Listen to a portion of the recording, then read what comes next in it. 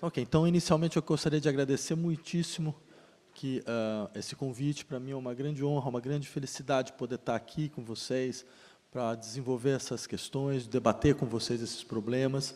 Também é uma grande felicidade estar aqui em Goiânia, voltar aqui a Goiânia, voltar a Goiás, de onde para mim tudo começou. Então, inicialmente eu gostaria simplesmente de explicar um pouco o porquê desse título, né, o que ele significa, apresentar algumas ideias e abrir um espaço para uma discussão entre nós, porque eu acho que isso é a coisa realmente mais rica que pode ocorrer agora, nesse momento, né. Vejam, quando eu sugeri o título "O excesso da democracia em relação à lei", era para insistir em dois elementos. O primeiro deles era tentar pensar a democracia como um grande projeto inacabado. E acho que é importante compreender isso para que nós não façamos uma confusão entre o que nós temos do ponto de vista do ordenamento jurídico hoje, eu digo nós não só no nosso país, no Brasil, mas como horizonte normativo que nós encontramos a partir da experiência, principalmente das democracias ocidentais, certo? E aquilo que nós podemos efetivamente realizar se queremos constituir uma sociedade baseada na emancipação e baseada na liberdade humana, que é esse o nosso grande horizonte, né? Acho importante insistir nesse ponto, porque a ideia de que a democracia é um projeto inacabado nos lembra que haverá sempre uma tensão profunda entre o horizonte da lei e o horizonte das lutas. Entre o horizonte do estabelecimento das leis estabelecidas que organizam, então, as possibilidades dos conflitos sociais e a maneira efetiva com que esses conflitos se dão, a maneira efetiva com que essas lutas se organizam, quais são as suas estratégias, como elas tensionam a vida social. Acho importante lembrar isso, porque poderíamos começar, por exemplo, lembrando quantas vezes no interior da história ações que eram vistas como ilegais, ações que eram vistas como uma ruptura do ordenamento jurídico e normativo, foram as ações necessárias para a universalização de direitos e para o aprofundamento da justiça social. Lembrem, por exemplo, na década de 10, de 20 do nosso país, certo? A greve era uma ação ilegal. E foi graças a essa ação ilegal que nós conseguimos paulatinamente ampliar certos direitos. Esta consciência de que há um descompasso entre a justiça e a lei, muitas vezes, ela nos acompanha a nossa história, pelo menos desde os gregos, certo? Era uma consciência do drama grego que, em certas situações, a justiça podia estar fora da lei. Por exemplo, lembrem vocês dessa belíssima peça, dessa belíssima tragédia Antígona, Sófocles. O que ela explicita? Ela explicita um tipo de contradição, um tipo de tensão que os gregos conheciam muito bem e que os gregos não escondiam, que eles queriam efetivamente pensar a partir desta contradição. Pensar a partir da dificuldade deste problema. Qual era o problema? Deixe-me simplesmente lembrar a vocês alguns elementos, certo, desta tragédia. Uma tragédia que conta a história de dois irmãos que lutam pelo poder em Tebas, Etéocles e Polinices. Esses dois irmãos, eles morrem, um quanto o outro, só que aquele que defendeu a cidade, ele tem um direito a ser enterrado com honrarias, enquanto aquele que atacou a cidade não tem um direito de sequer ser enterrado. Ele deve morrer como um animal. Sua irmã, que é a irmã dos dois, né, ela se insurge contra o edito real e ela então enterra o seu irmão. E tem todo um imbróglio, que a gente poderia chamar de um dos primeiros imbróglios jurídicos que nós conhecemos, certo? Onde ela vai tentar justificar a sua ação diante do rei de Tebas, né, que então vai a todo momento insistir, afinal de contas, você não conhecia o edito, você não sabia da lei, Você não entende que, afinal de contas, eu tenho que legislar pela coesão da cidade? E ela coloca uma questão muito clara, que é mais ou menos a seguinte. Ela fala, veja, não é possível retirar a humanidade de alguém, independente do que ele tenha feito. Seja ele o criminoso mais importante do Estado, seja ele aquele que, de uma certa maneira, colocou em risco a vida social, certo? Há um valor universal do humano. Porque não enterrar significa não reconhecer como humano. Significa expulsar do horizonte do humano. E ela entendeu que, em certas circunstâncias, é necessário se associar àquilo que a sociedade expulsou como inumano, certo? Como monstruoso, para que seja possível realizar uma universalidade real que não seja mais baseada na exclusão.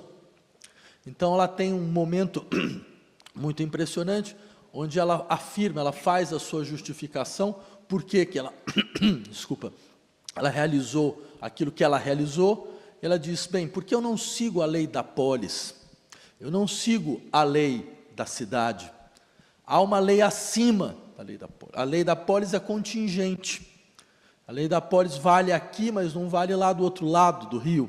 Não?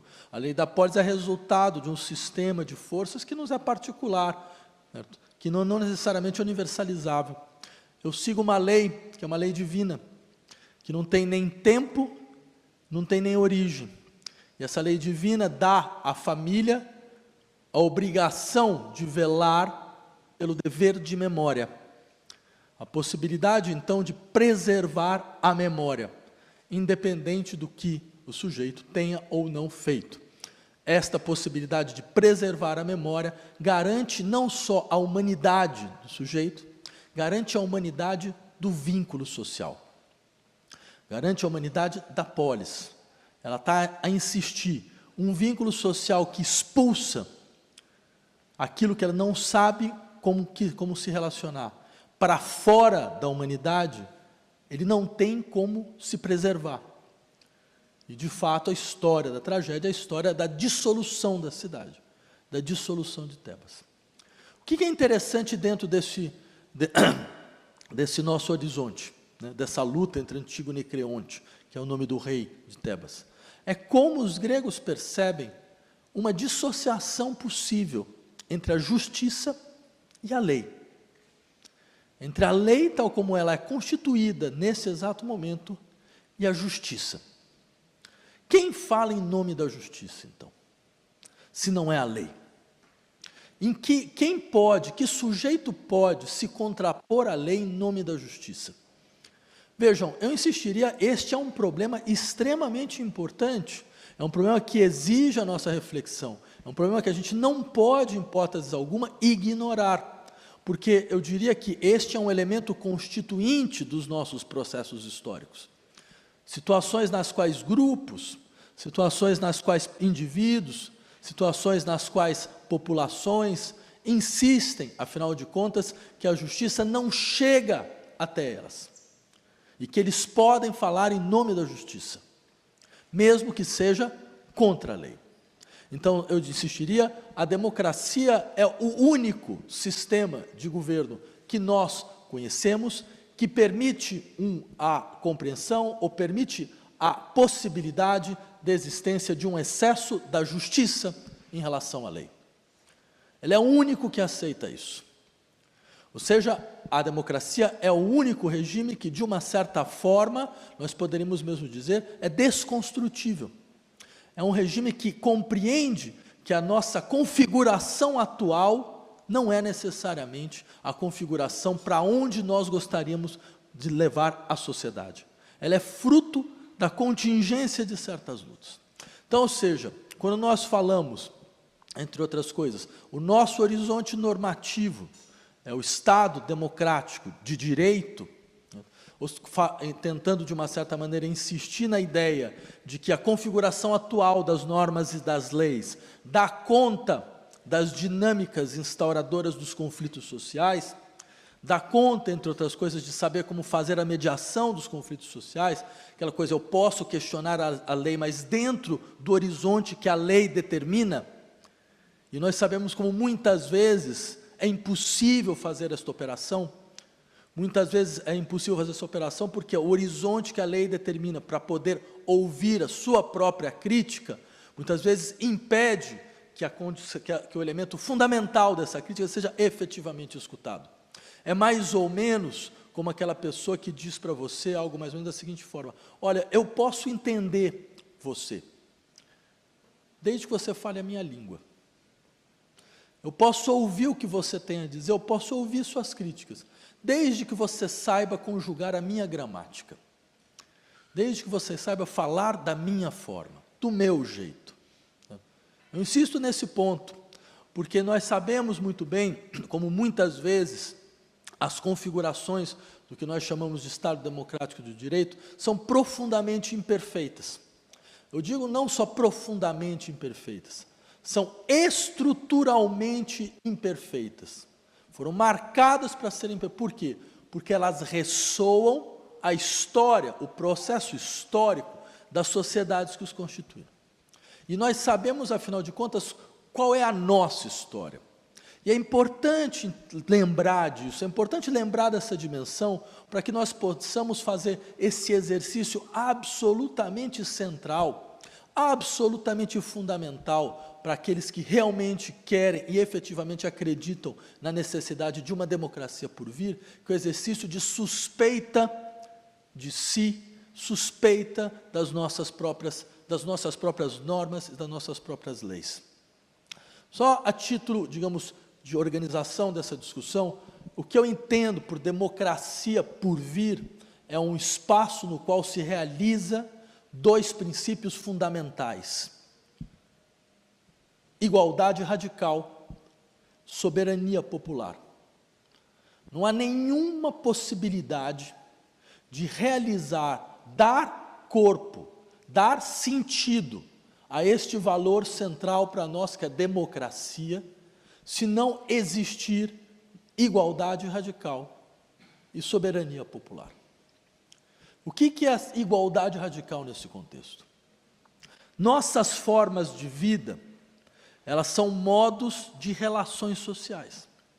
Nós somos seres em relações, desde o início. Nós não somos indivíduos que nos associamos depois com os nossos interesses em redes de relações. Nós somos redes de relações que posteriormente tentam se autonomizar como indivíduos. É literalmente o inverso. Para que vocês possam ter uma ideia mais clara do que eu estou querendo dizer, por exemplo, lembrem da situação da pandemia. Lembrem daqueles que viravam para nós e falavam: olha, eu não quero me vacinar, né? Afinal de contas, isso é meu corpo, minhas regras. Se eu não quiser, é um problema meu. Inclusive, a gente teve um presidente que falou isso, né? Pode parecer que isso é uma expressão de uma ideia de liberdade. Afinal de contas, né, é o meu corpo, como se a liberdade fosse o exercício da propriedade de si. Os ingleses têm um termo para isso, self-ownership, né? Toda uma tradição liberal que vai entender a liberdade como a propriedade de si. Só que essa tradição talvez tenha problemas, porque a gente poderia falar exatamente o inverso. A gente poderia começar falando: não, mas espera aí, mas quem disse para você que esse corpo é seu? Como assim esse corpo é seu? Ele está isolado? Ele nasceu em algum momento isolado de outros corpos? Ele é um corpo que não tem nenhuma relação com nenhum outro corpo? Você não percebe quão abstrata é essa ideia? Quão irreal é essa ideia? Desde o início, nós somos corpos em relação. O que acontece com o meu corpo interfere nos seus imediatamente. Se eu estiver aqui contaminado com algum tipo de vírus, vocês todos vão sofrer. Por quê? Porque nossos corpos estão em relação. Então, a gente poderia dizer exatamente o contrário. Para dizer, a coisa mais elementar e básica da sociedade, o primeiro elemento da sociedade, são os corpos em relação. Corpos individuais são uma abstração irreal e inefetiva. Quem tem família, quem sabe, todos vocês sabem, não é possível um corpo viver de maneira isolada, né? Então, se for assim, o corpo social tem direitos sobre o corpo individual. Ele tem direitos, ele pode exigir coisas, porque, afinal de contas, a sua preservação é um elemento central. Por que eu digo isso? Percebam, nós somos, desde o início, seres em relação. Nós organizamos nossas relações em 3 níveis fundamentais. Esses corpos estão em relação em 3 níveis. Eles estão em relação no nível dos afetos, no nível do desejo. Nós dependemos de outros desejos, dependemos de outros corpos a todo momento. Eles estão em relação no nível da linguagem.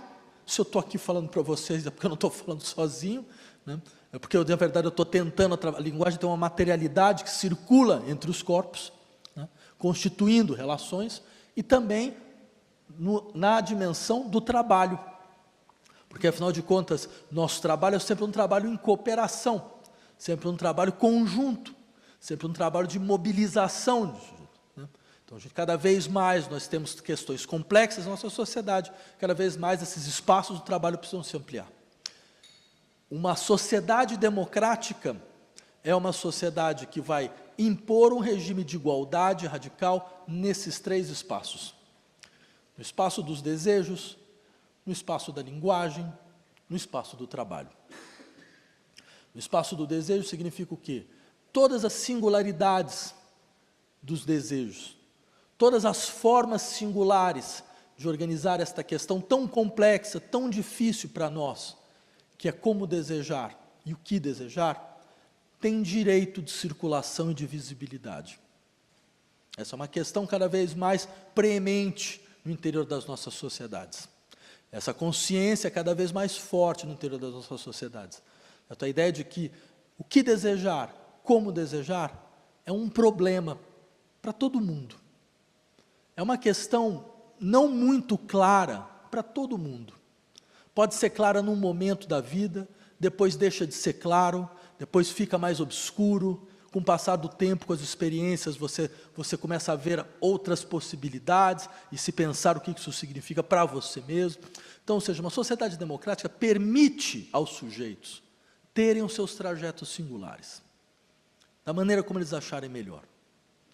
Da mesma forma, a sociedade democrática entende que o nosso território, o nosso espaço social, ele não é composto de uma linguagem. Uma linguagem não é só uma forma de se comunicar. Uma linguagem é uma experiência de saber.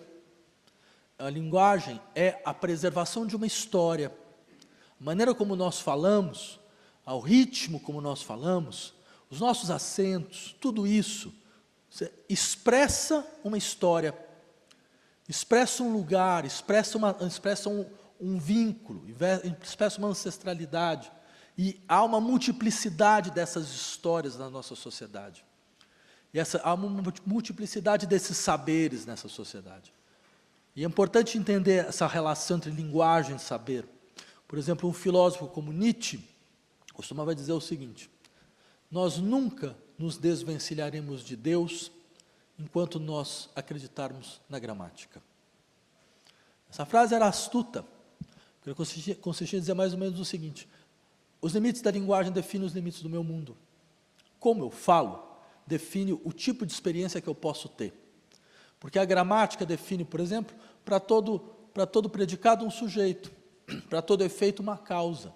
Ela cria uma estrutura na qual eu vou me mover. Só que uma visão complexa da sociedade descobre que nós temos múltiplas linguagens nessa sociedade. Porque nós temos múltiplas histórias. Nós temos, nesse nosso território, nós temos as linguagens ameríndias, que vinham com seus saberes, certo? Nós temos as linguagens constituídas pelas experiências populares. Então, todas elas têm que ter o direito de circulação e de reconhecimento. Isso é uma sociedade democrática. Reconhece que todas elas são portadoras de experiências importantes para que nós possamos entender nosso horizonte futuro possível de emancipação. E uma sociedade democrática, uma sociedade que é radicalmente igualitária no interior do universo do trabalho. E o que significa isso? Significa que ela não aceita hierarquias. Significa que ela não pode aceitar que as pessoas trabalhem e elas não decidam o que elas fazem e como elas fazem. Que elas não têm possibilidade de deliberação e de decisão. Que elas não possam gerir elas mesmas. Que elas não possam administrar elas mesmas. Que elas não possam dar para si mesmas sua própria lei. E nós sabemos como isto está distante da nossa experiência social. Como está distante essa experiência de que, afinal de contas, eu não estou no trabalho, eu não vou no trabalho para seguir ordens. Eu vou no trabalho para expressar os meus saberes, para me articular com outros, para que nós possamos ter decisões conjuntas, onde a hierarquia não vale mais como elemento fundamental de autoridade. Onde a autoridade, na verdade, vem de quem sabe fazer as coisas. E quem sabe fazer, normalmente, está no chão. Está no chão do processo. Eu lembro, por exemplo, todo mundo na vida faz uma loucura, né? Eu fiz uma. Eu fui candidato a deputado federal ano passado. Mas foi a única vez, nunca mais, né? Mas, de toda forma, isso te permite, pelo menos, ter contato com uma série de coisas que você nunca poderia ter contato. Então, por exemplo, eu descobri que no estado de São Paulo existe uma fábrica que foi ocupada pelos próprios trabalhadores, né? Chama Flascot. Um belo exemplo, mas foi ocupada em 2003 e até hoje ela é ocupada. Bem, agora ela não consegue mais produzir porque o governo cortou a energia elétrica, né? E o Judiciário de São Paulo viu que aquele era um mau exemplo e também fez de tudo para que o processo parasse. Mas quando ele funcionou durante vários anos, vejam que coisa interessante. A fábrica aumentou de produtividade, aumentou os salários e diminuiu o tempo de trabalho. É a maior prova de que ninguém precisa de um CEO na vida. E mais do que isso, é a prova de que quem faz, sabe. Quem está lá fazendo o processo, conhece melhor do que qualquer outro. Então, por que ele não pode decidir? Essa é uma questão fundamental, se nós quisermos ter uma noção concreta do que democracia pode ser, né? Então, vocês percebam, em todos esses três campos, nós percebemos uma distância entre o nosso horizonte de experiência social, o nosso horizonte normativo e aquilo que ele deveria ser. Da mesma forma, eu havia dito a vocês, democracia, igualdade e soberania popular. O que é soberania popular? O que é essa ideia de soberania? Soberania é a capacidade que eu tenho, ou que um ator social tem, de ter autoridade não só de exercer a lei, mas de realizar a lei e ter uma lei que tenha força de lei. O elemento soberano é aquele ao qual eu me viro para saber, afinal de contas, de onde veio a lei, qual é a sua origem. E quando nós falamos de soberania popular, nós estamos a dizer a origem da lei e do seu exercício vem daquilo que nós chamamos de força popular, né? Do demos, né? Do democrato, né? Kratos, força, demos, povo. E o que nesse sentido, isso é um dado muito importante, porque se isto é verdade, uma democracia avança quanto mais ela está perto deste poder popular. Quanto mais ela permite este poder popular produzir leis, reformar leis, destituir leis, instituir, constituir, este é um processo natural. Existe uma plasticidade natural da democracia em relação ao exercício, em relação à constituição das leis. Certo? Uma democracia não é necessariamente as leis que nunca mudam, como se de uma certa forma eu obrigasse a todas as gerações posteriores, certo? A assumir e naturalizar aquilo que gerações anteriores decidiram. Não, o poder popular pode rever as decisões, pode se reorientar a todo momento, certo? Pode pensar em qualquer momento em suspender ou em reconfigurar. Esse é um dado importante, mas para isso nós precisamos de uma democracia que seja cada vez mais próxima deste poder, cada vez mais distante da ideia de que só é possível efetivamente ser um ator político lá onde existir representação, lá onde eu consigo representar esses atores. Que é um paradoxo tão interessante, que é mais ou menos assim, é como se, então tá, eu tenho um representante, né? Se você pergunta para mim o que eu quero, antes de eu responder, a minha resposta vai ser, não, pergunta para o meu representante. Meu representante sabe o que eu quero. Não faz o menor sentido algum dessa natureza. Nós conhecemos várias situações onde a representação vai contra os interesses populares efetivos. Eu lembro um caso muito emblemático, porque é um caso dramático, né? Teve um momento, há 15, 20 anos atrás, onde o Ocidente resolveu fazer a famosa Guerra do Iraque, né? E teve um atentado terrorista na Espanha. Então o parlamento resolve votar se manda ou não tropas para o Iraque. Fazem uma sondagem na população, 80% da população era contra. E era claro, contra no sentido mais evidente do termo. O parlamento vota a favor. A gente pode fazer uma pergunta elementar. Nesse momento, quem o parlamento representa? Qual é o poder soberano nessa decisão? Se a população está dizendo muito claramente, nós não somos contra.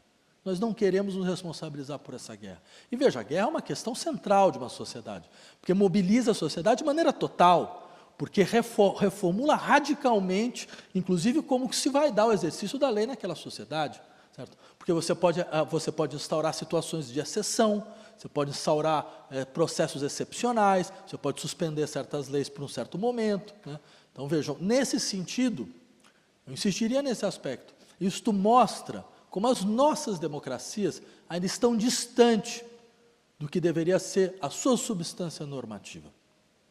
Então, eu simplesmente terminaria dizendo, se isto é verdade, não é nem um pouco estranho que seja necessária, muitas vezes, lutas sociais que confrontam a lei com seus próprios limites.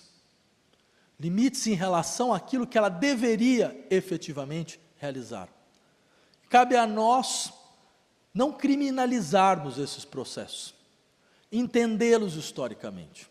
Porque eu vou, só a título de finalização, eu havia dito a vocês, a configuração das nossas leis é fruto dos nossos processos históricos. Qual é o nosso processo histórico no Brasil?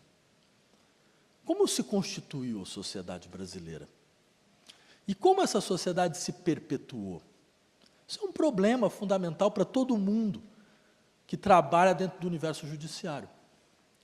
Essa questão histórica é decisiva para que nós possamos entender os limites e os desafios que nos esperam. Eu lembraria a vocês de um dos maiores intelectuais que esse país já conheceu, uma figura superlativa, um economista chamado Celso Furtado, que havia escrito uma vez a ideia de que esse país não nasceu como uma sociedade. Esse país nasceu como um experimento econômico. Ele nasceu como latifúndio, extrativista, primário, exportador, escravagista. Certo? Aqui, é sempre bom lembrar, nós recebemos 35% de todas as pessoas que foram escravizadas na África. É o maior comércio negreiro da história do globo, da história da galáxia. Esse é um elemento constituinte do nosso DNA. 35% de todas as pessoas escravizadas que vieram para as Américas, vieram para o Brasil. Para quê? Para trabalhar dentro de um processo, e foi esta a base fundamental da nossa colonização, que era a constituição do latifúndio primário exportador. O que isso significa? Significa que a nossa sociedade tem isso no seu DNA. Nossa sociedade se constituiu a partir disso até hoje, mesmo que este não seja mais, a célula fundamental do processo econômico, porque há dúvidas, né? Mas vejam, e o que significa então que este DNA nos constitui? Uma sociedade escravagista é uma sociedade que faz uma distinção muito radical e muito clara entre dois tipos de sujeitos. Um desses tipos é reconhecido como pessoa. Então, ele tem direito a um estado protetor. Quando ele morre, tem dolo. Se ele morre de maneira violenta, tem luto e comoção. Ele é um sujeito. Outra classe de sujeitos, ele é uma pessoa. Outra classe de sujeitos cai à condição de coisa, cai à condição de objeto, de mercadoria. Então ele não tem direito a um Estado protetor. Ele tem direito a um Estado predador, que vai a todo momento assombrá-lo com a ideia da vida precária, da vida frágil, da vida que, se desaparecer, não vai ter dolo, não vai ter luto. Vai ser como você perde uma coisa, como perder uma coisa. É um pouco como nós vemos, por exemplo, quando vocês abrem um jornal, 53 pessoas mortas na última operação policial do estado de São Paulo, na Baixada Santista. 53 é um número, não é nada mais que um número. Quantas histórias a gente conhece dessas 53 pessoas? Nenhuma. Qual é o rosto dessas 53 pessoas? Ninguém viu. Quem elas são? Quem foi destruído pela morte dessas pessoas? Quem chora até hoje pela morte dessas pessoas? Ninguém sabe. Sabe por quê? Porque na sociedade brasileira isso é completamente indiferente. Isso não faz a menor diferença. Porque sempre foi assim. Porque nós nos fundamos desta forma. Se certas pessoas morrem, aí sim. Aí tem comoção nacional, o Jornal Nacional para, certo? Todo mundo vai saber a história, saber quem está chorando agora por elas, aí sim. Mas este outro grupo, muito maior, muito mais extenso, esse é invisível, absolutamente invisível. Em algumas situações, o direito consegue chegar lá, com alguns dos seus advogados, procuradores, heróicos que vão atrás e tentam fazer essa defesa.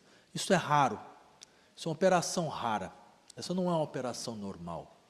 Porque a democracia que nós constituímos é uma democracia geograficamente situada. Ela não é uma democracia que vale em todo o território nacional. Certo? Aqui, ela vale aqui entre nós. Aqui, setor marista, setor aeroporto, se acontecer qualquer coisa, a gente sabe. Lá mais longe, 20 quilômetros daqui, a democracia acabou. Não tem mais.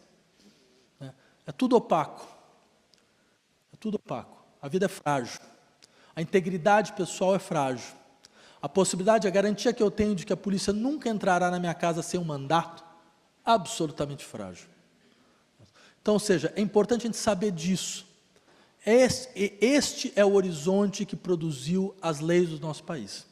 Então, é claro que este horizonte interfere na maneira como as leis se constituíram e se constituem, e são, mais do que se constituem, elas são aplicadas. Porque muitas vezes, você sabe muito bem, gente, pode ter leis extremamente justas, sua aplicação completamente distorcida. O Brasil é um país único nesse caso.